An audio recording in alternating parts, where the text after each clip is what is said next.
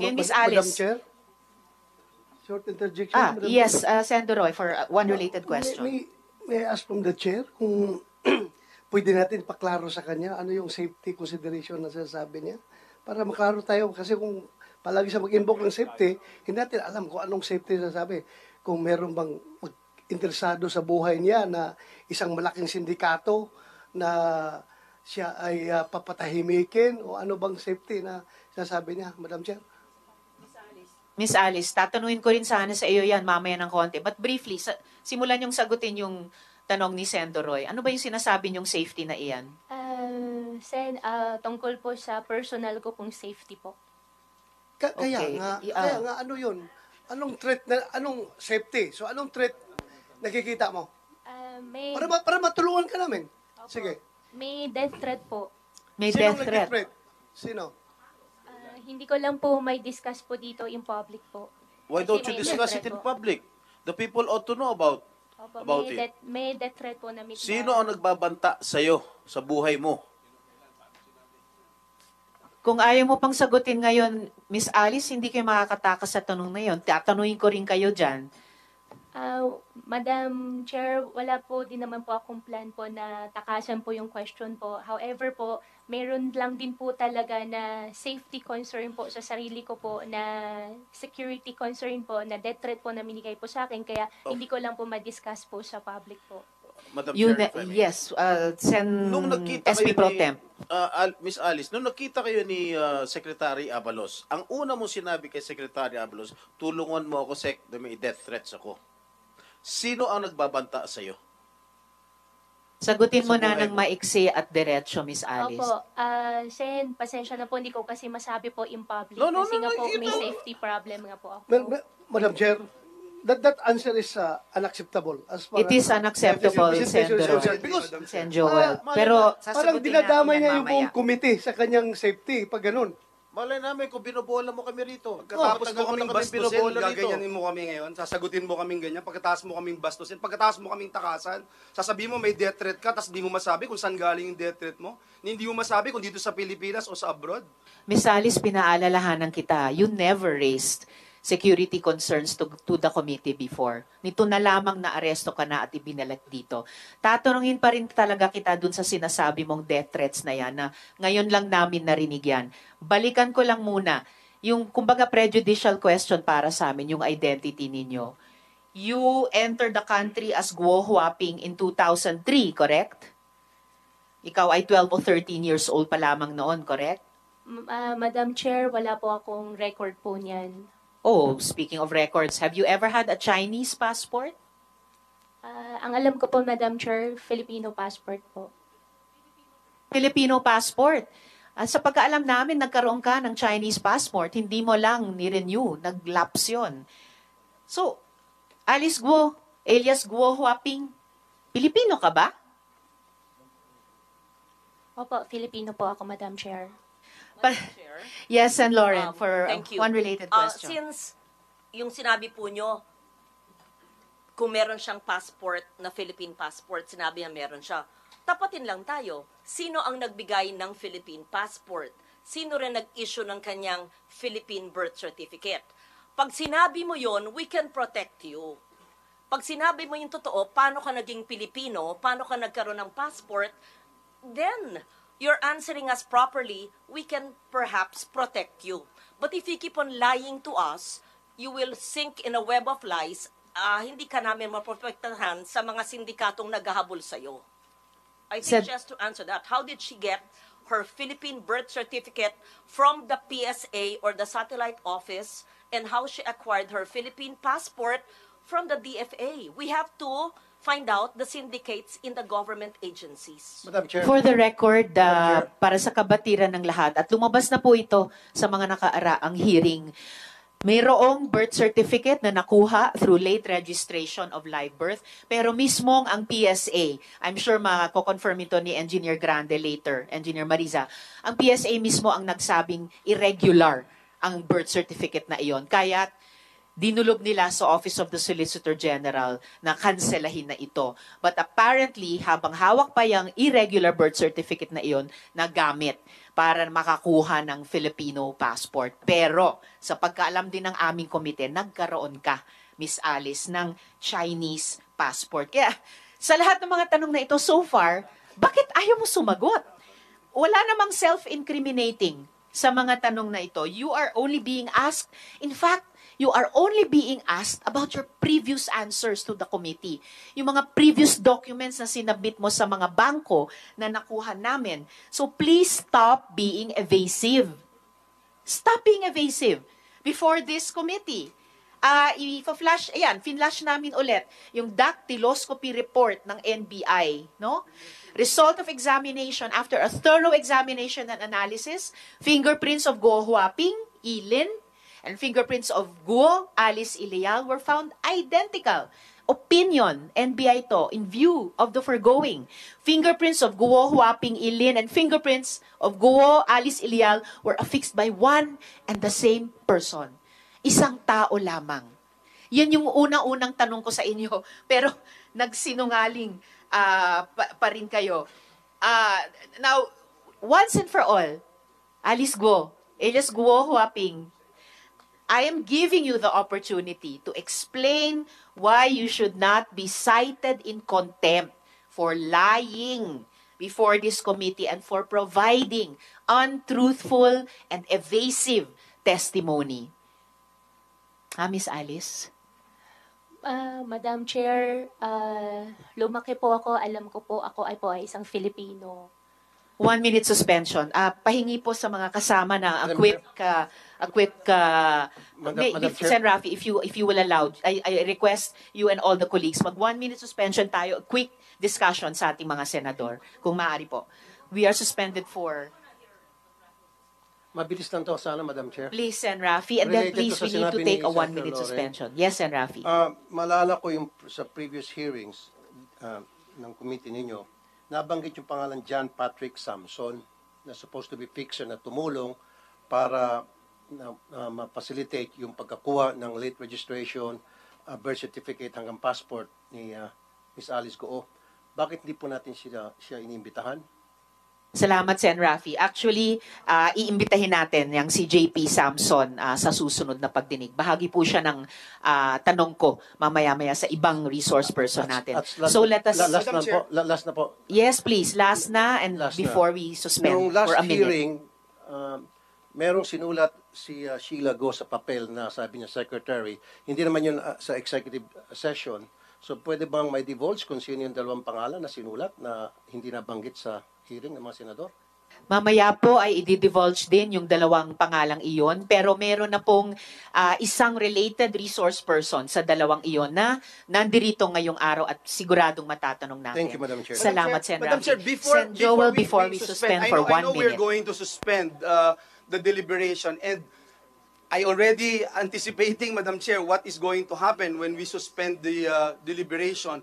And I'm just giving one chance again to Alice, Madam Chair, because this will help me decide in the as we suspend the hearing today to talk about your fate as a resource person. If it is true, Miss Alice, ako muna, Miss Alice. Miss Alice, Miss Alice, pakinggan po ang I'm senador asking you, ako na muna, nagtatanong. attorney, please. Attorney, David, Sinasabi please. mo may death threat ka, pero ayaw mong sabihin kung saan nanggagaling yung death threat mo. Ni ayaw mong sabihin ba sa amin kung ito'y tawag o sulat o text? Kasi kung hindi ka totoo nagsasabing may death threat ka. Miss Alice. Opo, Sen, magsasabi po ako, wag lang po in public. May death threat ka ba? Meron po. Magsasabi po ako, wag lang po in public. Well, I will accept that, Madam Chair, but ang problem kasi is kung yung death threat na yan, totoo o hindi, Madam Chair, dahil ayaw talaga niya magsalita. I will yield, Madam Chair, to the wisdom of the committee. Thank you. Salamat, Sen. Joel. At saka ang hirap kasi, ang dami mo nang sinabing hindi totoo eh. Tapos babalik ka dito, magsasabi ka na naman ng isang malaking kwento, pinakamalaki so far, death threat.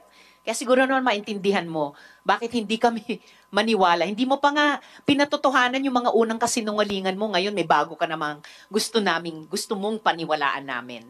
Chair, quickly. Before, Sen. Rafi, Yeah, Madam before Chair. you, Quick lang. I need to do something right after your quick Yes. intervention. Kasi pinag-usapan rin lang yung death threat against her, ano? Pwedeng sa executive session banggitin niya sa atin later? Kung sino yung yes, mga- Sen. Rafi, we can do that later on. Because Sen. of Joel? that, because of that statement of Sen. Rafi, I still don't get it, Madam Chair. Why she cannot disclose it in public?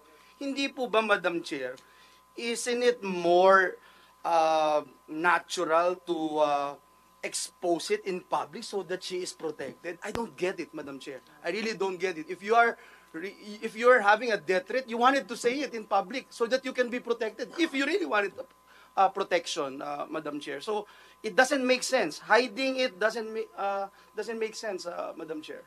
I agree, Sen. Joel. Actually, kung talagang may death threat, mas talagang kung talagang humihingi ng proteksyon, walang kinalaman ng security threat din sa pagsagot lang tungkol sa pangalan ninyo. That's already established.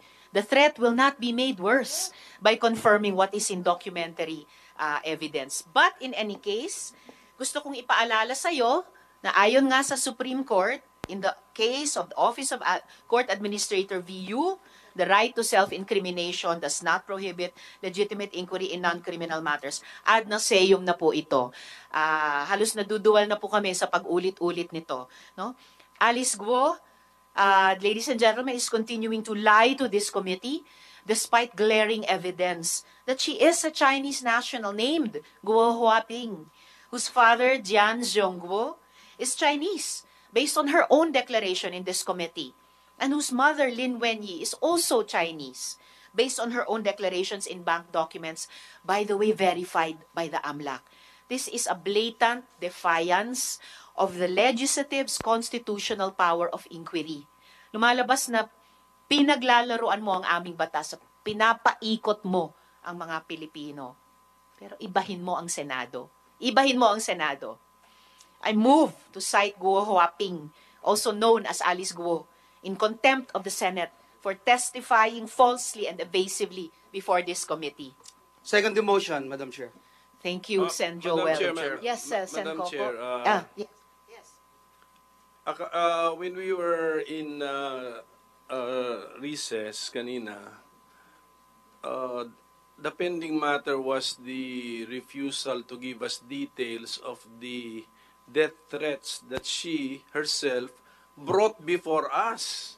And Siya yes, nag-volunteer Maino. Binolunteer niya sa information sa atin Then pinupurso namin ayaw mong sagutin. Ngayon, I think the prevailing sentiment is hindi siya makahingi ng executive session. Sagutin niya ngayon lahat. Yung kasi, kung totoo naman na may death threat ka, na-monitor ka na rin nung nagbigay ng death threat sa'yo, kahit mag-executive session, di alam na rin niya, sinabi mo na rin sa amin, ikaw pa rin yung source. Kaya hindi kami papayag sa executive session. Ngayon, ang prevailing sentiment, if I'm not mistaken, is you have to answer the questions relating to that particular subject matter na ikaw mismo ang nag-voluntaryo palabasin sa hearing na ito. Inumpisa ni Senator Bato and then si Senator Jinggoy.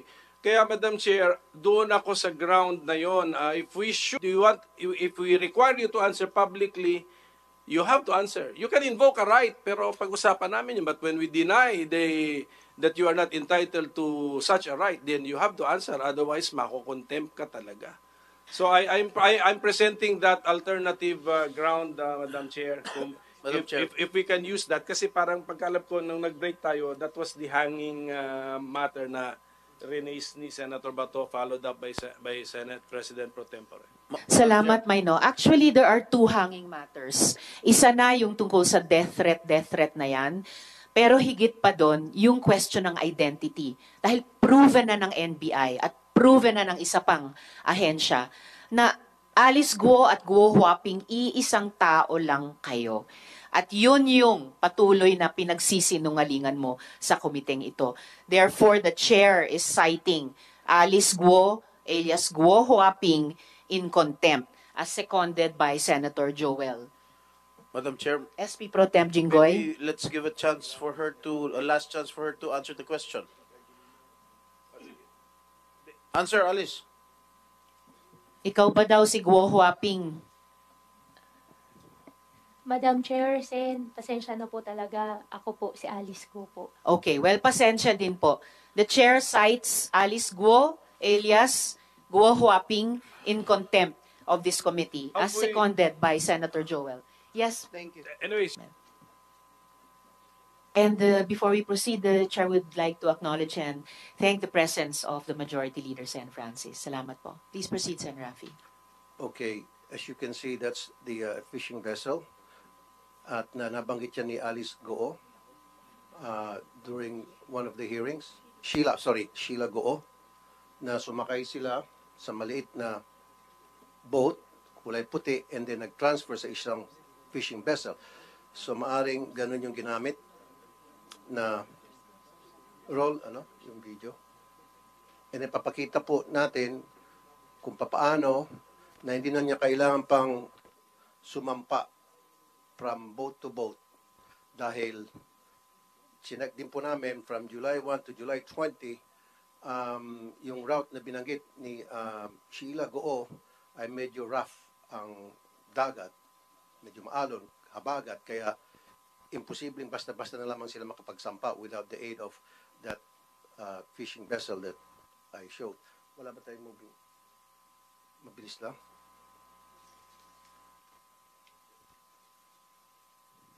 Can we proceed to show the video, please? As part of the opening statement.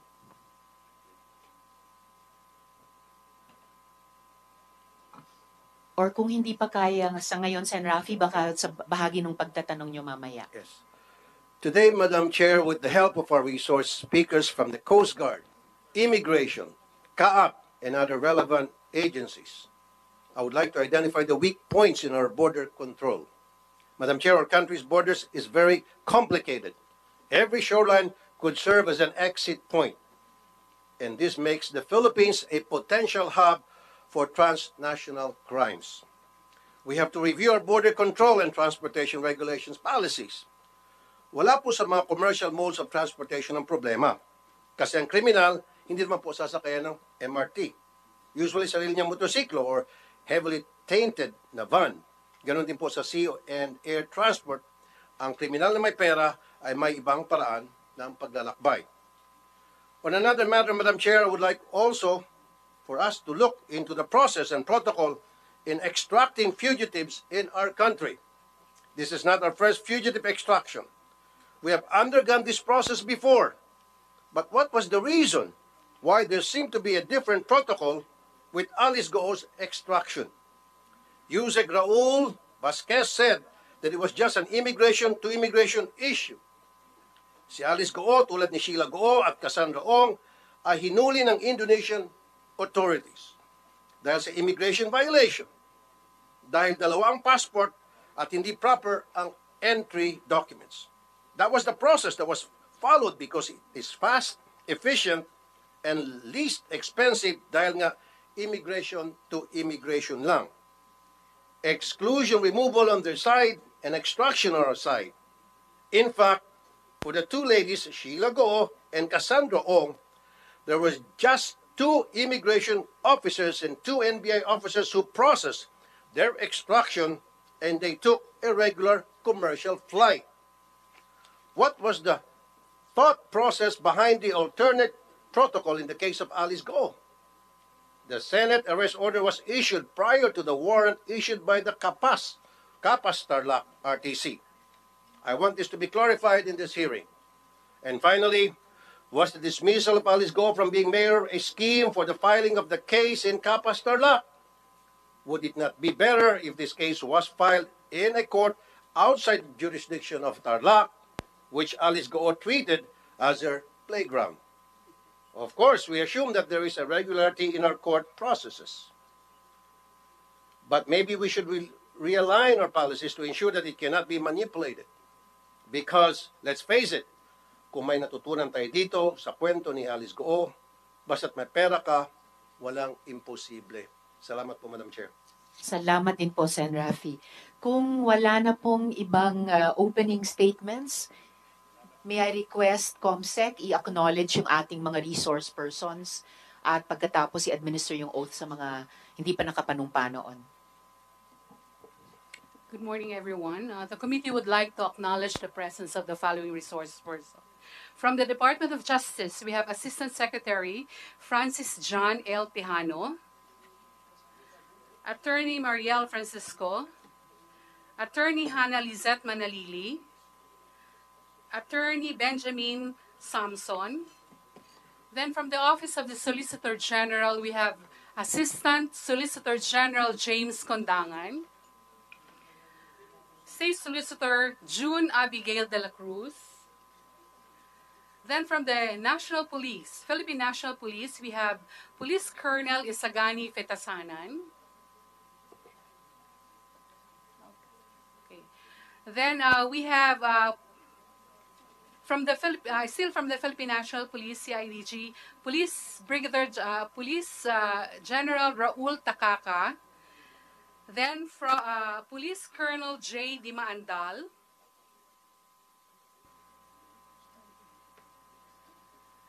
From the Department of Information and Communications Technology, we have Maricar Magpili.